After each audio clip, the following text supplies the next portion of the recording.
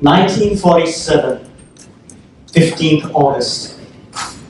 Time for celebration, rejoice, happiness. India's Independence Day, a tryst with destiny begins. But behind this tryst with destiny, there is bloodshed, there is death, and many families separate. Amongst this family, amongst these people, a 2-year-old boy is thrown into a train with some of his family by the father, and they go across to India, never to see the father again. Till this day, no one knows what happened to this boy's father. In India, the boy grows up, goes through a number of adversities like anyone does in life. Doesn't like education that much, keeps running away from school. And somehow or the other, as he grows up, he joins the Indian Air Force. As he's in the Indian Air Force, he meets a lovely young lady, marries her, ends up in Canada. They start building their life in Canada. And at one particular time, the lovely lady, the love of his life, said, let's go back to India. And they end up back in India. Now, this particular man builds himself again in India. So from a young age, he's gone through adversities, challenges, problems, whatever you want to label them. But every time he rebuilds, he rebuilds, he rebuilds. He has 3 beautiful kids. And then, when I was 23 years old, I meet this young boy as a wise man. He becomes my father-in-law. So, destiny brings this person into my life. And when I heard his story, I was amazed. I kept on rebuilding himself. And I asked him one day, how come? How come do you have this ability to rebuild yourself again and again and again? And he said to me, Rohit, you need to remember one thing, no matter what stage of your life you're in. Just that one thing. You've got to have JIGRA. I looked at him and said, JIGRA? He said, yes, JIGRA. Now, at that time, when I was 23, I didn't know what he meant by that. But as through the years, I started realizing what he meant by JIGRA. JIGRA is a word from India, from North India, specifically from Punjab. And in modern terms, it means brave in heart, brave heart, having a lion heart. If you dwell deeper, it means to have leadership, not for someone else, but to start with the leadership for yourself. It means to be truthful to your own emotions. So, you can lie to the world, but when you lie to yourself, you're in big trouble now.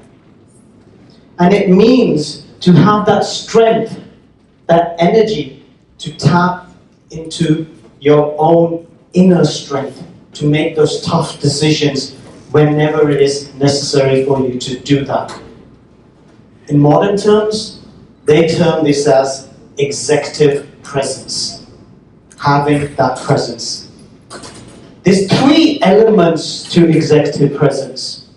Those 3 elements, not in any order, but those 3 elements, first is intelligence. Your intelligence being things such as decision making, critical thinking, creativity and innovation. Then you have your communication, your listening, the way you speak with each other, the way you interact with each other. And then you have your emotional wisdom. I'm not saying emotional intelligence. We all have a certain amount of emotional intelligence. That's just an understanding. But emotional wisdom is actually going out and working with the emotions and connecting with them from a compassionate perspective. So you've got your intelligence, you've got your communication, and you've got your emotional wisdom integrated together, and you're able to connect to this wonderful thing which everyone talks about called the mind. And we are all conditioned in a certain way to connect to the mind from a very young age. And in order to integrate yourself into this intelligence, communication, emotional wisdom, awareness is extremely, extremely important. So awareness, consciousness, and energy. Let's do a very simple exercise on awareness. I would need your help with this. And this is what I would like you to do. I would like you to just get up for me, please. Just rise. As Angie says, rise. Shake your hands, shake your legs. If you feel like hitting someone next to you, please do. Now, take your right hand and raise it to the side. Yeah? Take your thumb. Take your index finger, if you could join it, please. So I never knew this was the index finger until a couple of years ago. I used to call it the pointy finger. Join that together, and I want you to listen to me. Are you ready? I would like you to take this. I would like you to take this and please put it on your chin, please, on your chin. Okay, so may I ask you, where is your chin? Your chin is here, not there. Could we all sit down, please? Awareness. And awareness, one of the main things about awareness is to listen. Yeah? Very important. When I do this exercise, a number of people say to me, hey, chin and cheeks sound the same. I've done it with the knee and the head, and it comes out with almost the same results. Now, that's one kind of awareness. Now, in order to get your intellect and your communication working, you need to be strong with your emotional wisdom. And emotional wisdom is something which we're not really taught. We experience it. And in simple terms, emotional wisdom could also mean to ground yourself. And for this next emotional wisdom which I would like you to experience, I would require a volunteer. Who would become my volunteer? I see a volunteer, 2 in front of me. Which one wants to come? The one who joined, puts his hands up. Please, if you could come up, please.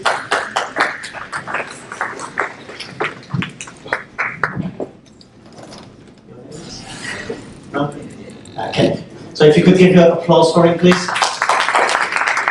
I would like everyone to join in this particular exercise. So before we begin the exercise, we're going to do a strength test to see how we can improve the emotional wisdom, i.e. ground yourself so you can be focused.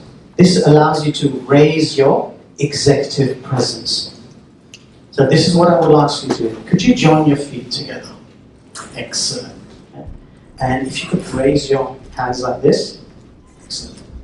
So what I'm going to do is, I'm going to push his palms. You don't mind me touching your palms? Okay, sorry, just making sure I didn't ask him that before. Now, when I push your palms, you need to resist it. Okay? As an audience, all I would like you to do is observe and see how quickly he goes off balance. Even if he bends his arms, that means he's going off balance. You ready? So you have to resist it. Let's go. Quite quick. Give it another go. Yeah. So he's off balance quite quickly. So you can either sit over here or you can quickly sit over there for this particular exercise, and I'll call you back up here. Okay? This is what I would like you to do. Flat feet on the ground. Excellent. Palms on your thighs. Beautiful. And I'm going to ask you to just breathe like you normally do. Just the way you usually breathe, just breathe that way. In a while, I will ask you to close your eyes, and when you close your eyes, I'm going to ask you to go to different parts of your own body. Not your neighbor's body, your own body, please. And when you're doing this, I'm going to instruct you, you can either touch those different parts of your body, again, your body, and once you've done that, I'm going to ask you to open your eyes. If you do not wish to touch yourself, that's perfectly fine as well. You can just follow the instructions and do it in your mind. Comfortable with that? Excellent. So are we ready? If you could please close your eyes and just breathe. Close your eyes and just breathe. Okay. May I request you to go to the center of your forehead, please. To the center of your forehead.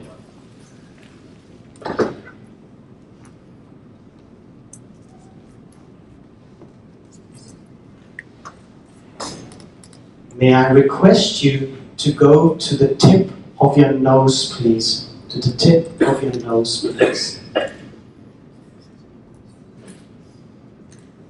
May I request you to go to your throat, your neck.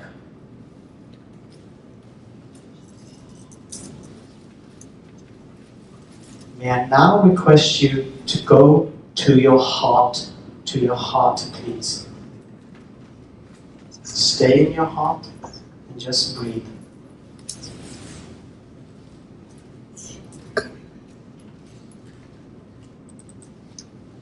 Now, with your eyes closed, take your palms and put them on your eyes, please. Both palms on your eyes, please. Now, behind your palms, just blink a couple of times and open your eyes behind the palms and remove the palms from your eyes, please. Excellent. If you could please come up again for me. Same thing. We'll do the same thing. Ready? Let's go.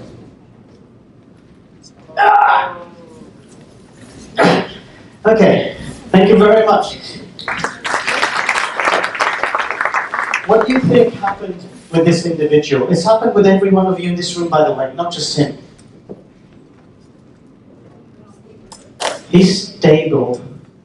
Emotional wisdom means that you get yourself grounded, you get yourself stable. And once you are in that emotional wisdom, that intellect and that communication works for you. It doesn't work against you. But you have to first get yourself grounded and stabilized.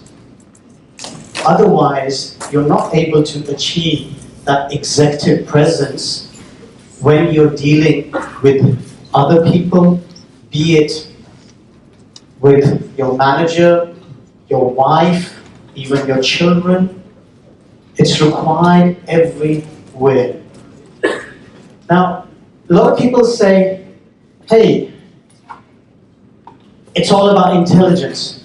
So here's a very simple example to show you intelligence and emotions. If I was to, it's not a concealed weapon, I'm just using it for demonstration purposes. If I was to take this knife and give it to you without the handle, the likelihood of the blade hurting you is going to be high. Now, if I was to give you this blade with the handle, you're safe. You may hurt yourself, but you're much safer. This is your emotion, and this is your logic. The blade is the logic, the handle is the emotion. When they work together, they do wonders for you. But if you use just the blade, you start damaging yourself. So you have to remember, intelligence and emotions work together. One is not above the other. Be aware of your logic and your intelligence. One thing I've realized is people who have a high sense of executive presence, they look at things from a very different perspective. So for them, getting to a solution, especially during difficult situations, they see different perspectives to get to the solution. There is no one way for them to get to that solution.